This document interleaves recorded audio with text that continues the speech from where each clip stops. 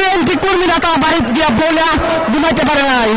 আমাদেরকে 16-17 বছর বাংলাদেশের বিএনপি কর্মী শ্রমিক নেতাদেরকে বাংলাদেশে কোনো হাসপাতালে চিকিৎসা পায় নাই। বাংলাদেশে কোনো হাসপাতাল যদি তারা চিকিৎসার জন্য গেছে, স্বৈরাচারের লেজগুলা বইগুলা আক্রমণ করেছে।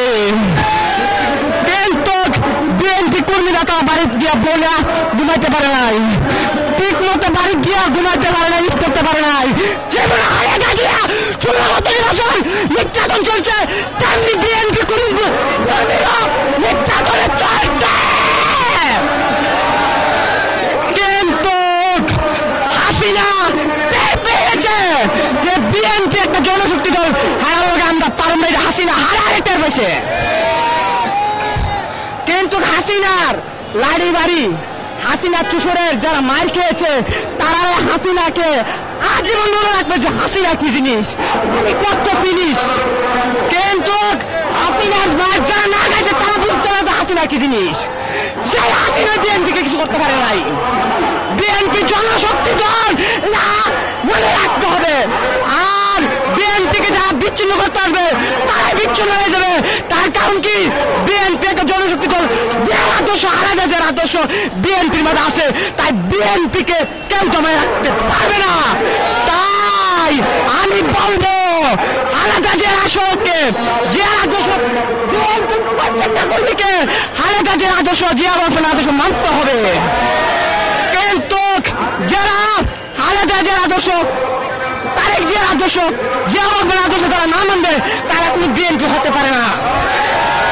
আমি আবার বলবি, যে আদর্শ আলাদা, যে তারেক আদর্শ, বিএনপি শ্রমিক কমিটি আছে, সবাই মনে রাখতে হবে আলাদা আদর্শ, আলাদা কি নির্যাতন ছিল এটা সবার মনে রাখতে হবে। আর ওই আদর্শই তোমরা পালন করতে হবে।